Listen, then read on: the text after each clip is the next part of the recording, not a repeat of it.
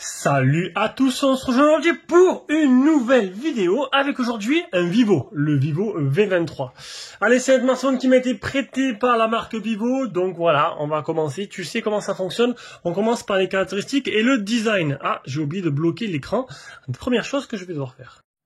Et voilà, donc, le caractéristique, le design, donc 72,4 sur 157,2 sur 7,4 mm d'épaisseur. Alors ça, c'est les dimensions pour le modèle noir. Le modèle or, il est un peu plus grand, 7,55. Et voilà. Alors, allez savoir pourquoi. Le modèle or, il est un peu plus épais. Bon, je sais pas. Et un peu plus lourd aussi, de quelques grammes de plus.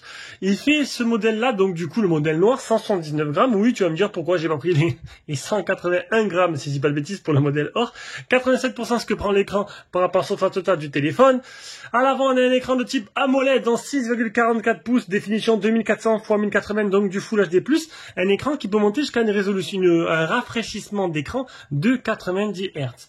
Au niveau des bordures, tu peux voir que elles sont, ma foi, pas très épaisses. Ça va. Au niveau des bordures, on a quelque chose de plutôt sympa. Ce qui choque le plus, c'est tout simplement ici. On a quoi? Un double appareil photo. Donc un 50 mégapixels en principal, avec un 8 mégapixels pour le grand angle. Bien sûr, le tout a une reconnaissance faciale. Voilà. Qui marche plutôt très bien. Là-dessus, il n'y a pas de problème. En tout, tu auras le type C, tu auras le double nano SIM, un haut-parleur, oui, seulement un seul haut-parleur, pas de haut-parleur stéréo. Côté gauche, on n'aura rien. Au-dessus, on n'aura rien du tout. Côté droit, on aura le bouton Power plus le bouton Volume plus moins. Et à l'arrière, on aura une coque qui est, ils appellent ça une coque caméléon. C'est une coque multicolore. Regardez. Hop, hop. Hop, suivant la couleur, il change de couleur. Bon, après, ça fait gadget, il y en a qui vont bien aimer, peut-être les femmes, on ne sait jamais. Moi, personnellement, qui change de couleur, je mens un peu, tu vois. Bon, là, voilà. Le triple appareil photo, avec les trois objectifs qui sont mis un au-dessus de l'autre, ça fait un petit effet simple, voilà, c'est pas copié. Heureusement, ils n'ont pas copié à fond sur Apple, en les mettant à la même disposition. Un principal de 60 mégapixels, un deuxième 8 mégapixels de grand angle et un macro 2 mégapixels. Donc, niveau design, il n'y a pas photo, tu sais d'où vient l'inspiration. On a le Oppo Reno 6 qui est exactement le même, le Oppo Reno 5 qui était exactement le même d'ailleurs. Et donc du coup, on a une inspiration très iPhone-esque, on va dire. On aime ou on n'aime pas. Alors moi, les écrans plats comme ça, je préfère les écrans incurvés, je trouve ça plus agréable à utiliser. Et niveau prise en main, je trouve que, bon là, le fait qu'il fait que 6,44, il est vachement compact, mais je trouve que les prises en main sont meilleures sur les écrans incurvés. C'est mon avis, juste mon avis à moi. Voilà. Donc, après le tout, il est animé pour le Dimensity 920 avec un Mali J68 pour la partie graphique, 4200 mAh pour la batterie, il y en a qui vont trouver ça très peu. C'est vrai que 4200, c'est pas beaucoup. Avec une charge rapide 44 watts, pas de ce qui se fait de plus rapide. On est sur du 65 en moyenne maintenant dans ces tarifs-là. C'est un téléphone qui est vendu au-dessus des 500 €. Allez, à peu près 500 €. Tu peux arriver à le trouver moins cher. Je te mettrai quelques liens d'achat en dessous dans la description. Le Bluetooth 5.2 et il est bien full 4G et full 5G. Allez, on passe à la partie écran, tout simplement un écran de type AMOLED avec capteur sous l'écran. Donc tu secoues un peu, le capteur va apparaître juste là, ça va. Bon, il est peut-être un peu bas, il marche plutôt pas mal, il est plutôt rapide. Mais je l'aurais peut-être positionné un chouïa plus haut, on va pas chipoter. Un écran de type AMOLED avec toutes les bonnes caractéristiques de l'AMOLED. Alors c'est un peu dommage, ils n'ont pas précisé du coup sur Keymoville, au moins, après j'ai pas regardé sur d'autres sites, mais ils n'ont pas précisé la luminosité maximale de la dalle. Donc sur du AMOLED, l'entrée de gamme ça commence à peu près à 1100 CD, niveau max, et je tablerai un peu là-dessus. Voilà, on n'est pas sur du haut de gamme pour l'instant niveau écran. Bon, c'est déjà plutôt pas mal, j'ai envie de dire. Au niveau logiciel maintenant. Donc logiciel, on est sur FunTouch OS. C'est vraiment dommage parce que voilà, sur mon IQ et sur le Vivo chinois, tu as Origin OS qui est simplement fabuleux. Là, FunTouch OS, c'est Une surcouche style Android classique, tout simplement. Niveau fluidité, il n'y a rien à dire, c'est super fluide. Et en plus, tu as quelques petits, alors on a appelé ça kit nano sur OriginOS. Là, c'est des petits widgets qui vont petit à petit arriver tout simplement dans la surcouche, des petits widgets d'OriginOS, comme ce petit widget météo. Donc tu rajoutes la ville. C'est un peu long à charger quand même. Voilà, tu vas rajouter la ville, position actuelle. Hop là, gestion des villes. Alors, on va mettre une ville, on va mettre Paris. Voilà. Même je sais que j'habite pas à Paris, mais c'est pour essayer. Donc, tu mets Paris et tu as ce widget animé. Donc là, c'est quand on l'ouvre, mais quand tu le fermes, on va revenir. Voilà. Tu peux slider comme ça et voir la météo qu'il va faire durant la journée. Et si tu slides vers de bas, tu as la semaine entière. Donc c'est plutôt pas mal, c'est bien foutu. Et des comme ça, des petits widgets, t'en as pas énormément. Et on a beaucoup moins que la version chinoise. Mais ça arrive et c'est déjà plutôt bien. On arrive à la partie logicielle. Alors le Antutu 490006, on aura le test de chauffe qui est en dessous des 40 degrés. On aura le 10 touches pour l'écran. Le PC Max 7815. Le Geekbench, le premier Geekbench. Le deuxième Geekbench. Il est bien certifié LE, vous avez bien HD, application de streaming. Le SafetyNet, il est bien passé. Le OTG, le NFC. Le thème sombre, mais on ne peut pas forcer les applications qui ne sont pas compatibles. On a couleur d'écran mode standard professionnel ou lumineux. Moi, je l'ai mis en mode lumineux. Le taux d'actualisation d'écran à 90 Hz, 60 ou intelligent. J'aurais bien aimé plutôt un mode 120. À cette gamme de prix, on peut y arriver. Le Always on Display, les effets dynamiques, ça c'est tous les effets, donc les effets lumineux, animation d'écran de verrouillage, animation de l'icône d'empreinte, animation de reconnaissance faciale, animation de charge, animation d'extension USB, tu peux tout personnaliser. Ensuite, il y a quoi? Tu as le S-Capture, c'est une capture rapide, fractionnement intelligent, mouvement intelligent, donc le double tap pour l'éteindre et pour le rallumer, qui est très rapide avec la langue faciale, c'est exceptionnellement bien. Les retouches de visage pour les appels vidéo, les notifications flash, donc voilà. Et les tâches programmées, le mode une main. Navigation système par bouton ou par touche. On arrive à l'autonomie, donc sur une journée type de 13h23, 13 minutes. Non, ça c'est pas ça. Alors, je t'explique, ça n'a pas marché. Donc tu regardes juste là. J'ai utilisé 52% sur une journée type à 13h23. 52%, ça veut dire que c'est la moitié de la batterie. Pour une batterie de 4200 mAh, c'est plutôt pas mal. En sachant que j'ai quand même utilisé 3h04 écran allumé. Donc plutôt bien, j'ai fait 94 déverrouillages, j'ai reçu 223 notifications et le plus que j'ai fait c'est du Facebook. Voilà, donc voilà, tu sais ma vie. Et on arrive alors la partie jeu, donc une autonomie qui sera à peu près de 2 jours si je continue comme ça. La partie jeu, donc Call of Duty, si tu mets les qualités des graphismes élevées, tu pourras jouer en fréquence d'image très élevée.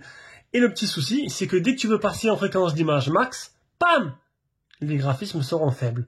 Du coup, niveau jeu, c'est un peu limité. C'est pas un téléphone qui sera fait pour le jeu. Tu pourras néanmoins, ne t'inquiète pas, jouer dans de très bonnes conditions, mais pour les gaming, pour les geeks qui adorent jouer sur leur téléphone, ce sera pas le meilleur. On arrive au GPS, 1 mètre de marge, 25 satellites fixés sur 48. Décidément, j'ai un peu de mal. On arrive à la partie photo. Alors, je le répète, un 64 mégapixels.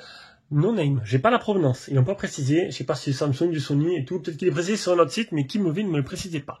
Alors tu as quoi? Tu as un mode nuit, tu as un mode portrait, un mode photo, un mode vidéo, un mode plus. Le mode vidéo, tu peux filmer jusqu'en, hop, 720p, 1080p ou 60 ou 30 fps et du 4K 60 fps, non, du 4K 30 fps max. Voilà, donc c'est déjà plutôt pas mal. Hop là, on revient là. Ensuite, tu as l'anti-shake, ça pour la stabilisation en mode vidéo. Et dans le plus, tu as haute résolution, panorama, photo dynamique, pro, accéléré, ralenti, autocollant, document, double exposition et double vue. Là maintenant, je vais te mettre toutes les photos que j'ai prises avec ce téléphone dans toutes les conditions possibles. Et un petit lien Google Drive, excusez-moi, un petit problème de respiration. Un petit lien Google Drive dans la description de cette vidéo qui te permettra d'avoir les photos en taille réelle sur ton écran de télé ou sur ton téléphone tout simplement, et on va revenir avec l'appareil photo frontal.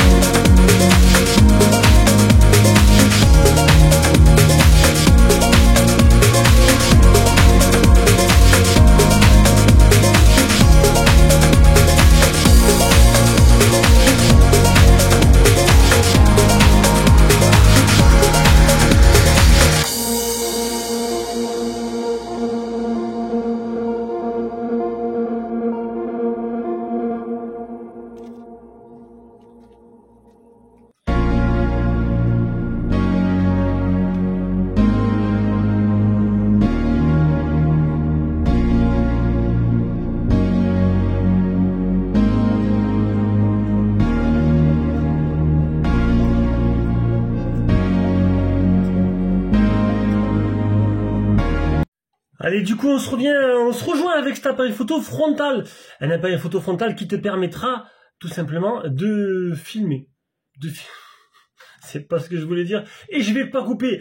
Donc un appareil photo frontal qui te permettra de voir un peu ce que donne un aperçu en capture sonore. Là, je suis avec l'appareil photo principal, mais j'ai un double. Voilà, il y a aussi un grand angle. Et du coup, je vais basculer de suite sur le grand angle. Et voilà, donc j'ai basculé sur le grand angle, sur le deuxième objectif.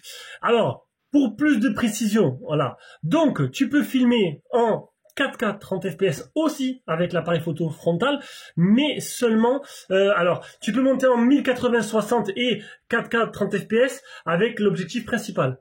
Si tu passes en grand angle, tu es limité, comme là, en 1080-30 fps, voilà.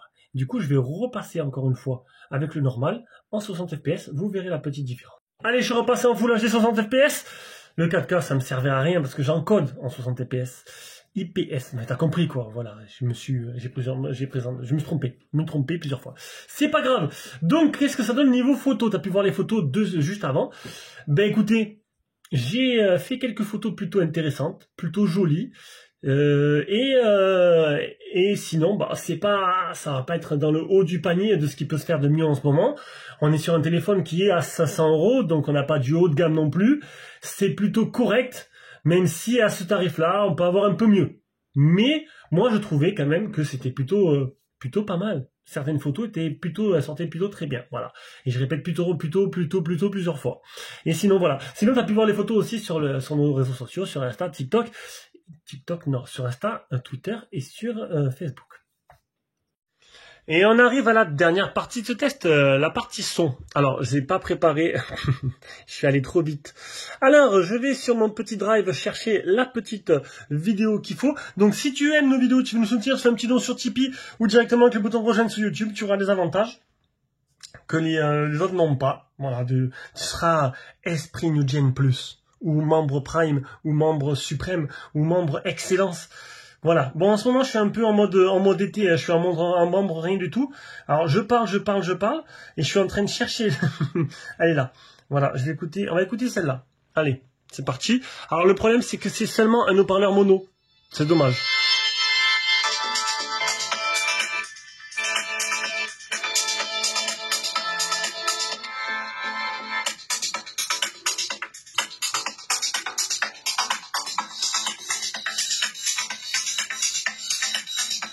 Là, je vais te donner la nausée si je fais ça.